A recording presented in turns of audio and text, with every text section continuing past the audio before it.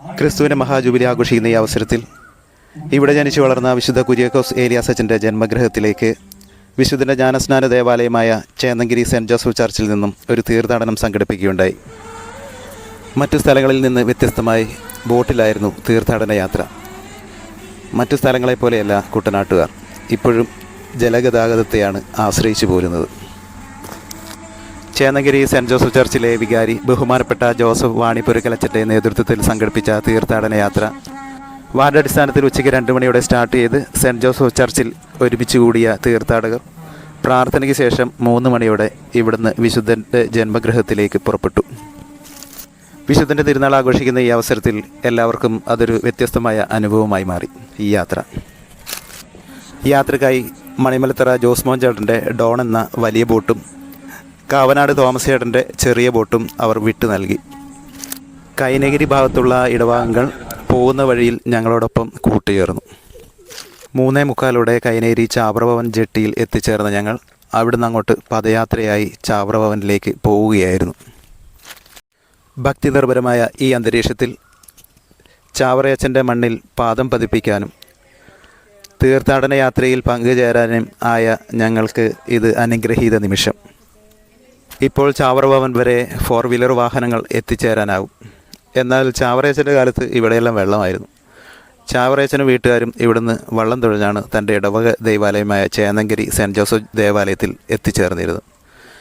കാൽനടയായി പോലും എത്തിച്ചേരുക അന്നത്തെ കാലത്ത് ദുഷ്കരമായിരുന്നു. കാരണം ഇന്നത്തെ പോലെ ചിറകളോ വീടുകളോ അന്നില്ലായിരുന്നു. ഇന്ന് ജനവാസം കൂടി, അതുപോലെ സൗകര്യങ്ങളും.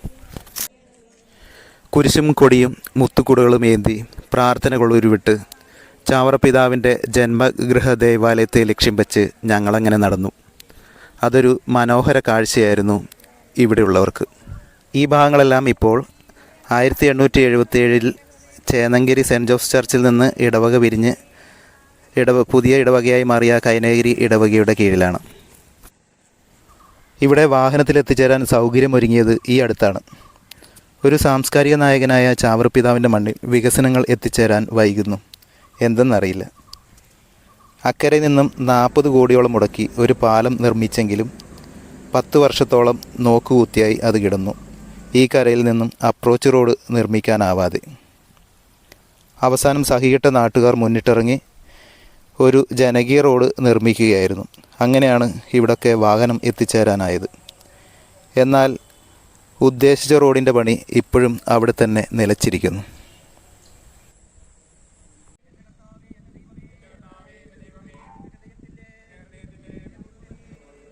അങ്ങനെ ഞങ്ങൾ 4 മണിയോടെ ചാവറ കുര്യാക്കോസ് ഏലിയാസച്ചൻ എന്ന പുണ്യാത്മാവിൻ്റെ വസതിയിൽ എത്തിച്ചേർന്നു.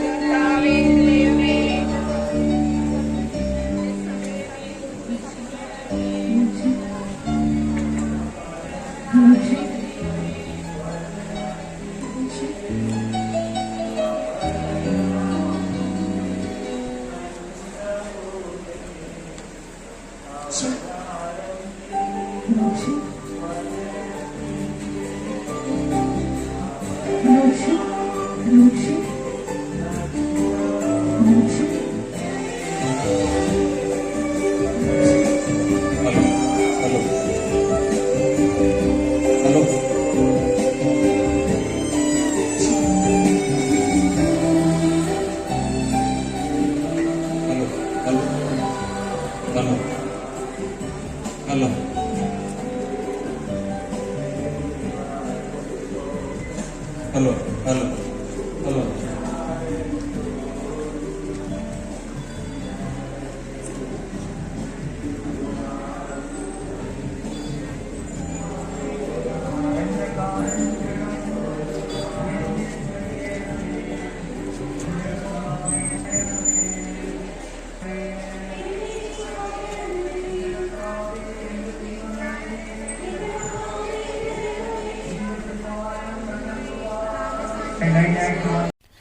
ഇവിടുത്തെ രക്ഷാധികാരി ബഹുമാനപ്പെട്ട തോമസ് ഇരുമ്പുത്തി അച്ഛനും സംഘവും ഹൃദ്യമായ സ്വീകരണമാണ് ഞങ്ങൾക്കൊരുക്കിയത്.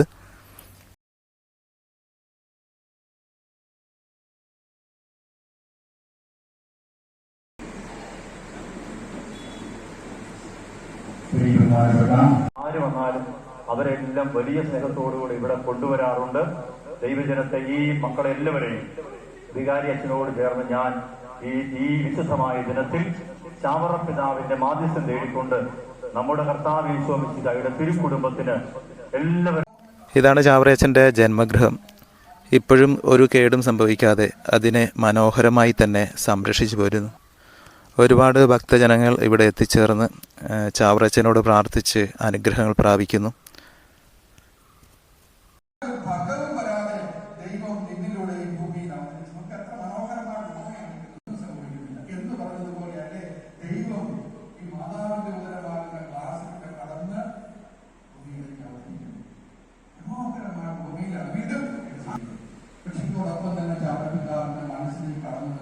ഇവിടെ വന്ന് പ്രാർത്ഥിച്ച് അനുഗ്രഹം നേടിയ ഒത്തിരി പേരുടെ സാക്ഷ്യങ്ങൾ ഇവിടെ പ്രദർശിപ്പിച്ചിട്ടുണ്ട്. ഒരു സൈഡിൽ പറഞ്ഞറിയിക്കാൻ വയ്യാത്ത ഭക്തി നിർഭരമായ ഒരു അന്തരീക്ഷം തന്നെയാണ് ഇവിടെ. നല്ലൊരു തണുപ്പും അതുപോലെ തന്നെ പ്രാർത്ഥിക്കാൻ പറ്റിയൊരു അന്തരീക്ഷമാണ് ഇവിടെ. നമ്മൾക്ക് എത്ര നേരം ഇവിടെ ഇരുന്നാലും മതി വരില്ല. അതിനുശേഷം വിശുദ്ധ കുർബാന ഉണ്ടായിരുന്നു. കുർബാനയ്ക്ക് ശേഷം നൊവേനയും അതുപോലെ തന്നെ പാച്ചോറ് നേർച്ചയുണ്ടായിരുന്നു. വളരെ ഹൃദ്യമായ സ്വീകരണമാണ് ഇവിടെയുള്ളവർ ഞങ്ങൾക്ക് നൽകിയത്. അതിന് അവരെ പ്രത്യേകമായി നന്ദിയോടെ അനുസ്മരിക്കുന്നു.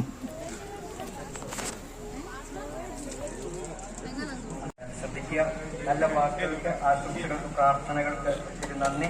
പ്രിയോരച്ചൻ ഞങ്ങളെ സ്വീകരിച്ചു, ഞങ്ങളെ പരിഗണിച്ചു, അവസരം നൽകി. അത് സ്വീകരിച്ച് ചാവറ പിതാവിൻ്റെ ഇടം തന്നെ തിരഞ്ഞെടുത്തു. അതിനെല്ലാം ചെറിയ അനുഗ്രഹവും നൽകി. ഞാൻ പ്രിയോരച്ചന്, പ്രിയപ്പെട്ട ഇരുമ്പൂത്തി അച്ഛന് പ്രത്യേകമായ നന്ദി ഒരിക്കൽ കൂടി ഇടവകാശ സമൂഹത്തിന്റെ പേരിൽ നേരുന്നു. അച്ഛന് നല്ല വാക്കുകൾക്കും ഒത്തിരി നന്ദി.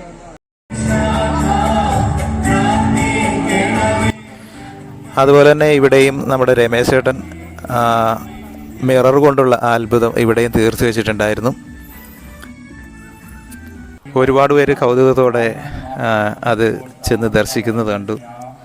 ശരിക്കും പറഞ്ഞാൽ കാര്യം സിമ്പിളാണെങ്കിലും വളരെ കൗതുകം തോന്നിപ്പിക്കുന്ന ഒരു കാഴ്ചയാണ് അദ്ദേഹം ഇവിടെയും തീർത്തു വെച്ചിരിക്കുന്നത്.